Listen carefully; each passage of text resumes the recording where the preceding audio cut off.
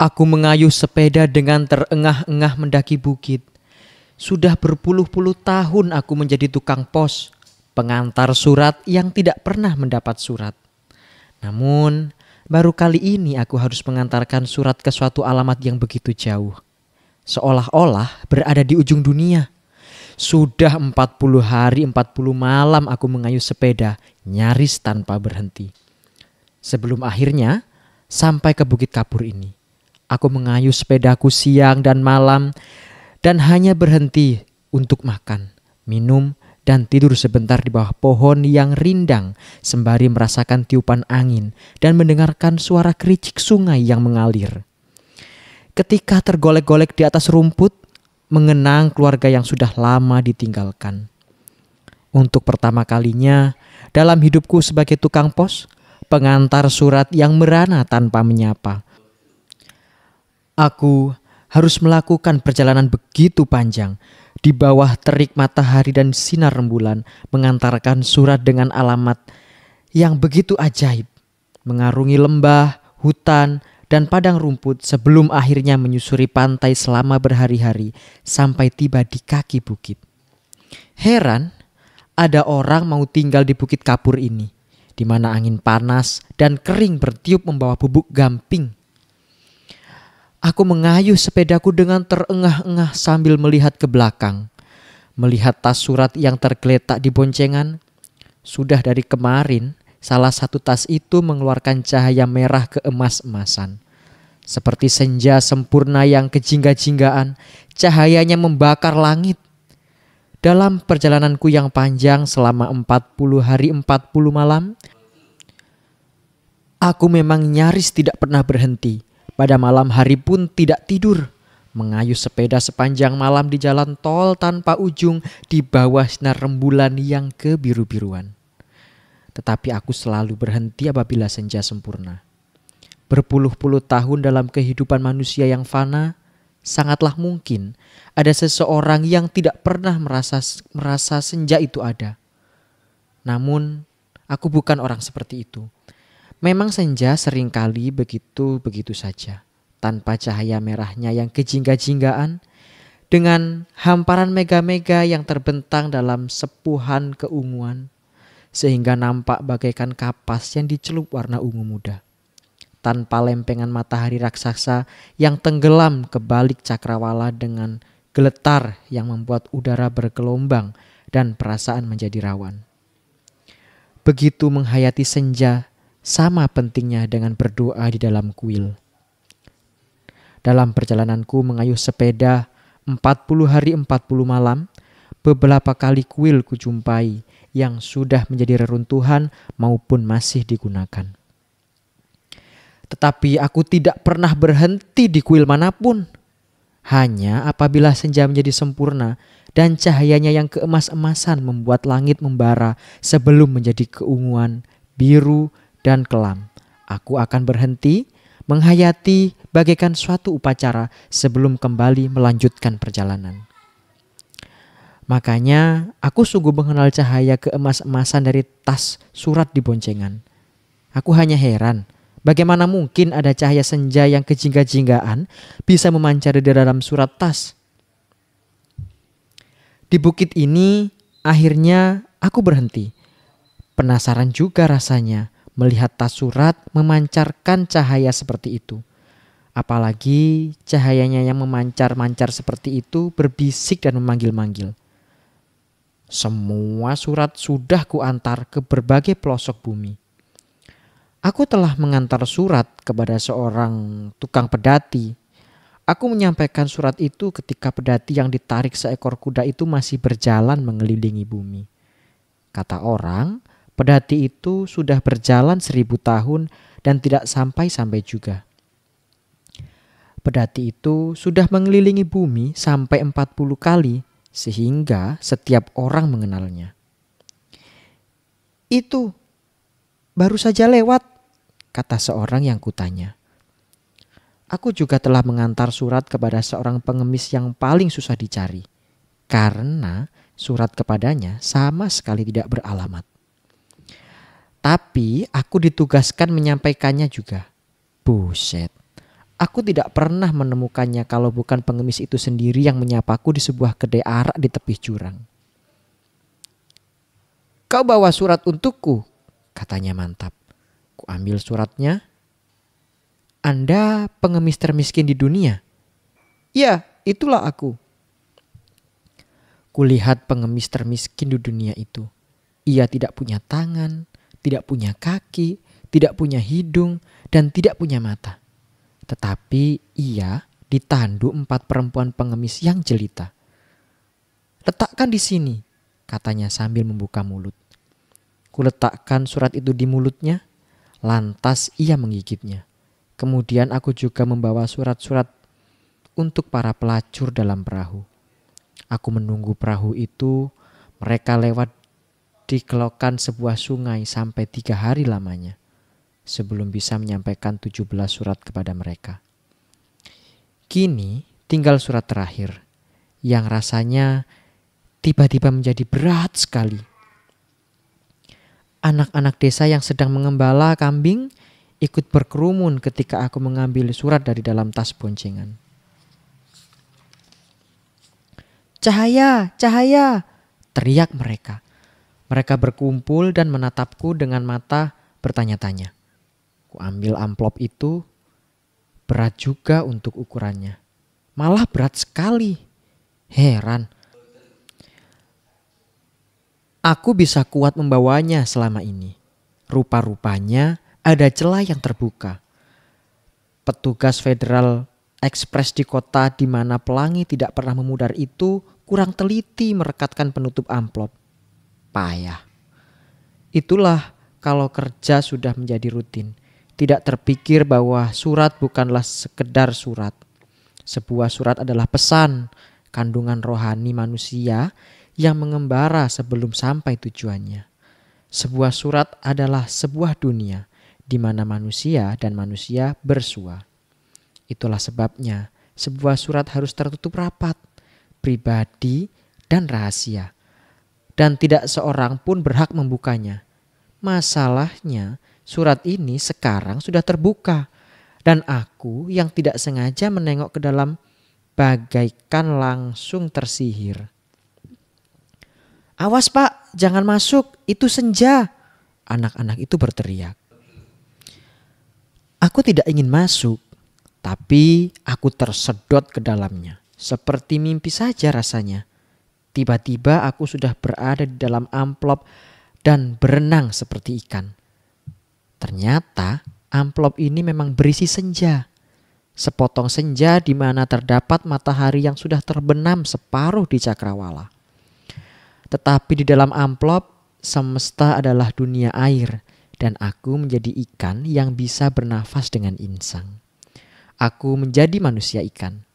Sekarang aku tahu bahasa ikan. Di dalam dunia air aku mendengar banyak sekali suara-suara yang setelah kuperhatikan ternyata adalah kata-kata. Ikan-ikan adalah para penyair. Mereka bertukar kata dengan puisi yang tak terjemahkan dalam bahasa manusia. Samudra menggenangi semesta. Matahari senja yang terbenam separuh dan tidak turun-turun itu karena pergerakannya terhenti ketika senja ini terpotong. Juga terbenam dan cahaya senjanya yang kemerah-merahan membuat dasar lautan ini menjadi jingga.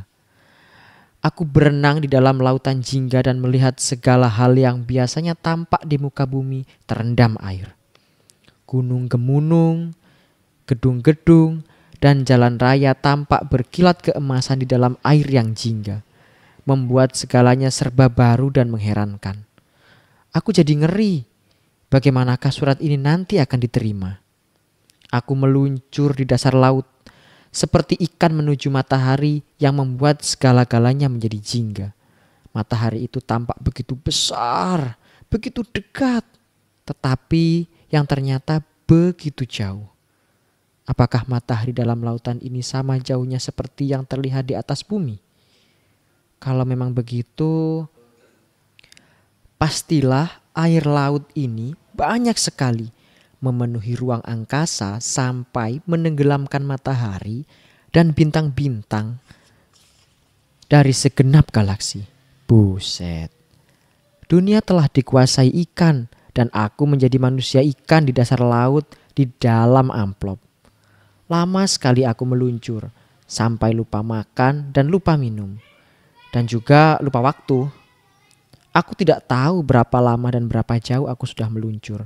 Aku hanya melihat matahari di dasar laut yang juga masih terbenam separuh, tidak pernah menjadi lebih dekat.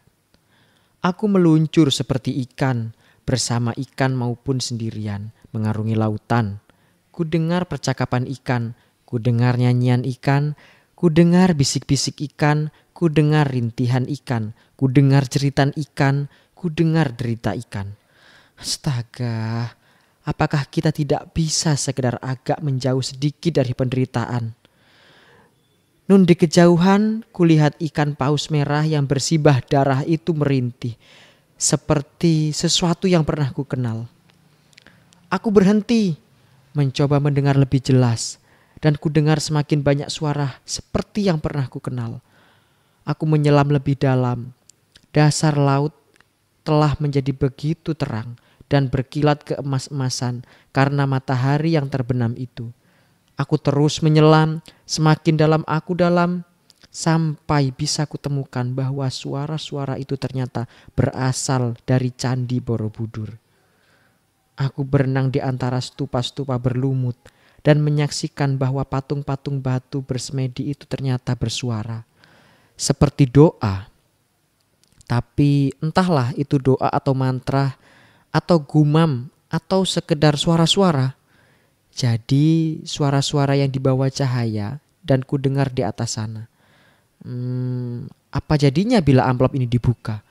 Ku jelajahi sisa-sisa peradaban manusia di dasar laut. Ku hapus lumut yang menutup prasasti-prasasti terpendam. Dan ku baca sejarah seperti pernah berlangsung di muka bumi. Dan di dalam air itu aku menjadi sangat sedih. Aku mungkin menangis, tapi aku tidak pernah mendengar suaraku sendiri. Air mataku bercampur air laut sehingga air mata tidak punya makna lagi. Aku berenang-renang di antara ikan, di dalam kota-kota cahaya, di laut dasar yang masih utuh seperti ketika belum terendam.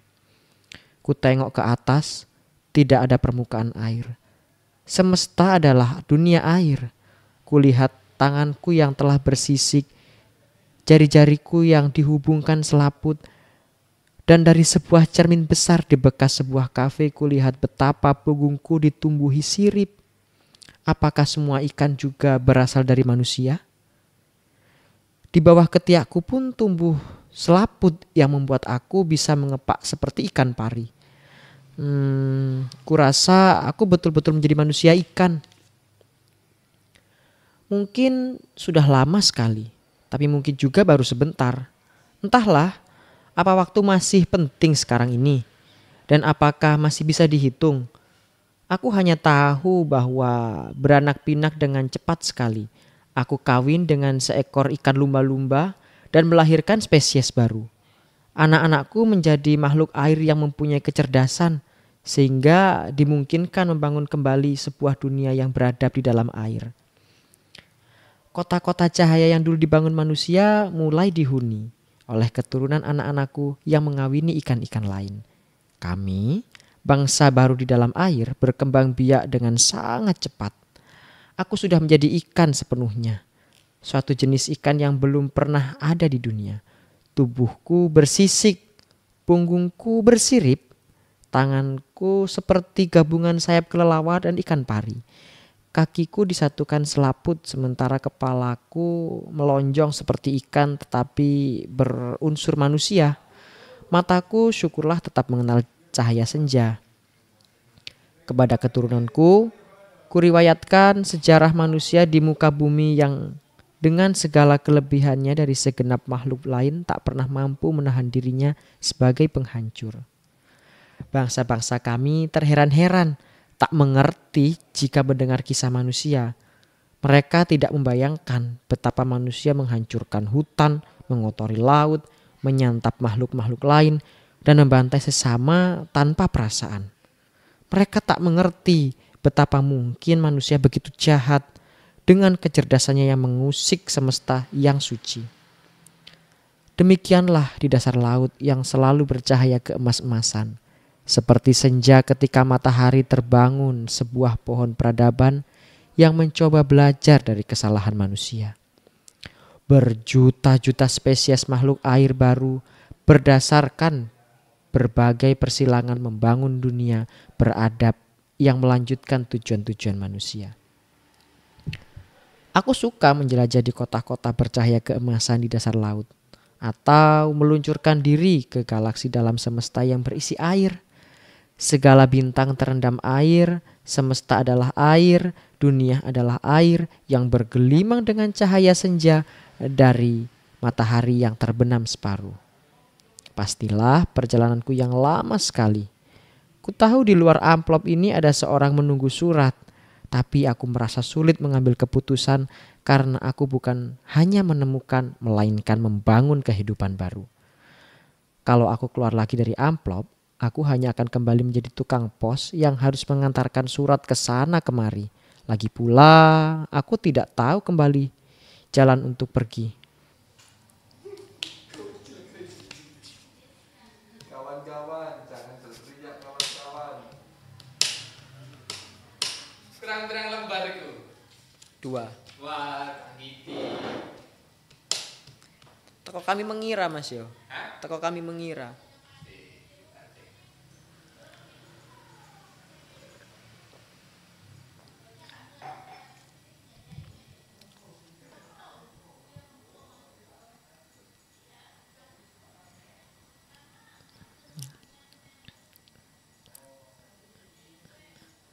Keras membuat mereka mengerti. Ketika akhirnya mereka menjadi paham, mereka semua menjadi sangat sedih. Kami mengira semesta begitu luas, bahkan tak terbatas. Karena sepanjang sejarah kehidupan kami, selalu ada cakrawala di depan pencapaian-pencapaian kami.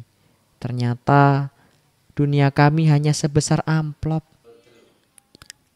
Kalau begitu, apa yang kami mengerti selama ini adalah semu. Kami tidak suka hidup dalam dunia yang semu.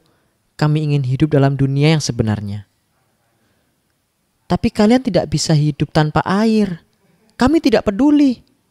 Lebih baik kami mati dalam kenyataan ketimbang hidup dalam sesuatu yang semu. Kalau begitu, kita semua akan mati. Kenapa? Karena yang tidak kita ketahui lebih banyak dari yang kita ketahui. Dan yang tidak diketahui itulah yang akan menjadi penyebab kematian kita semua. Kalaupun harus begitu, tidak apa-apa. Kalau begitu, kalian tidak pernah belajar apa-apa. Untuk apa semua ini dibangun kalau hanya ingin mengulang bencana yang sama? Apakah kami harus menyerah dan hidup dalam amplop? Pengetahuan itu dibangun setapak demi setapak. Kalian tidak bisa meloncat begitu saja keluar dari amplop tanpa tahu apa yang akan kalian hadapi di luar amplop itu. Aku yang dari sana saja tidak tahu bagaimana caranya kembali. Semenjak itu, hampir semua makhluk yang memiliki kecerdasan itu mencari jalan keluar untuk keluar dari amplop. Setiap gua dan terusan diselusuri. Semua tahu seperti sebuah jalan yang menghubungkannya dengan dunia di luar amplop. Aku menjadi sangat takut ketika cita-cita kemajuan yang tidak kunjung padam. Aku pergi ke Candi Borobudur dan melihat patung-patung batu di dalam stupa masih bergumam seperti mendengungkan mantra-mantra. Suara-suara itu merayap bersama cahaya senja, larut dalam gelombang air.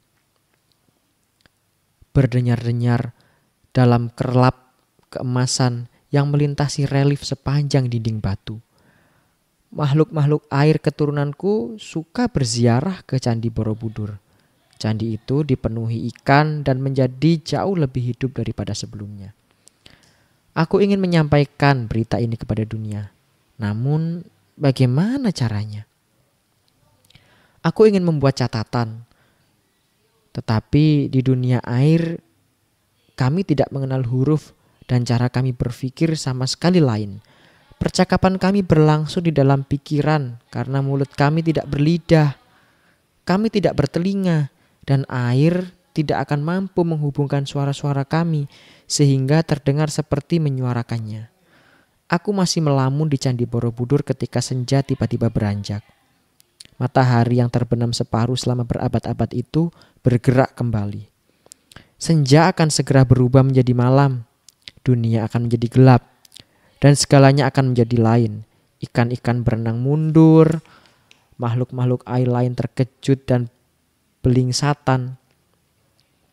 Cahaya senja yang merah keemas-emasan itu memudar dengan cepat.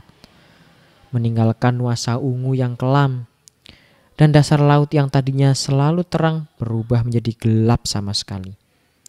Aku terpaku di tempatku, meraba-raba dinding candi di sekitarku, hanya kegelapan dan aku tidak bisa melakukan apa-apa. Ya, inilah malam. Apakah esok matahari akan muncul lagi? Aku memejamkan mata. Dunia dalam mataku yang terpejam ternyata lebih terang daripada dunia dengan mata terbuka. Yang kehitamannya jauh lebih hitam dari hitam yang paling hitam. Dalam dunia dengan mata terpejam masih kulihat senja itu. Senja dengan matahari yang separuh terbenam. Pada saat mataku terpejam, ku dengar suara memanggil-manggil.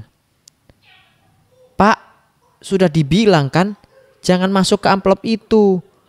Di dalamnya ada senja. Kulihat orang-orang mengerumuniku. Seragam tukang pos yang ku kenakan basah kuyup. Aku tergeletak di dekat sepeda yang tergolek dengan roda berputar. Aku bangkit berdiri. Kulihat orang-orang di sekitarku, mereka menatap dengan mata berbinar-binar. Bapak masih seperti dulu ketika masuk di dalam amplop. Padahal 10 tahun lamanya Bapak berada di dalam amplop. Bapak tidak bertambah tua. Anak-anak itu sudah menjadi remaja. Mereka belum meninggalkan desa ini. Kulihat amplop itu, kupungut dan kurekatkan kembali tutupnya yang terbuka. Masih ada basah air di bagian luarnya. Kumasukkan kembali amplop itu ke dalam tas surat. Lantas kuberdirikan sepedaku. Kuperhatikan sepeda itu agak berubah. Maaf Pak, selama Bapak di dalam amplop, sepeda itu kami pinjam untuk main-main. Tidak apa-apa ya Pak. Habis Bapak lama sekali di dalam amplop. Sepeda itu sudah banyak sekali berjasa Pak. Ada perempuan hamil yang diantar pakai sepeda itu ke dukun beranak di tepi danau. Terima kasih ya Pak. Dan sekali lagi maaf. Kami semua belajar naik sepeda memakai sepeda itu Pak. Terima kasih. Harap maklum Pak. Di desa ini kami hanya mengenal kambing dan kerbau Pak. Jadi kami penasaran sekali melihat sepeda Bapak. Tadinya kami mau mengganggu Bapak keluar dari amplop. Tapi setelah beberapa hari kami tunggu, kami berpikir kami bisa memakainya saja Pak. Kami percaya Bapak pun tidak akan marah. Bapak lama sekali di dalam. Bapak tidak tahu jalan keluar ya? Aku tertegun. Apa sebetulnya gampang keluar dari amplop itu? Pasti Bapak tidak sempat memejamkan mata. Orang tua kami sering keluar masuk senja. Tinggal memejamkan mata saja. Itulah pintu masuknya. Tapi kami semua tidak tertarik karena sudah kenyang dengan cerita. Kami lebih tertarik main sepeda. Apa Bapak banyak senang di sana? Aku naik sepeda dengan pakaian basah kuyup. Aku tidak tahu apa yang harus kukatakan. Aku mengayuh sepedaku dengan terengah-engah mendaki Bukit Kapur. Masih ada satu surat yang harus kusampaikan ke tujuan seperti ditulis di alamatnya. Alina, ujung dunia. Pondok Aren, Senin 26 Februari 2021. Sepotong senja untuk pacarku, tukang pos dalam amplop, karya Seno Gumira Aji Dharma, dibacakan oleh Muhammad Nur Fauzi.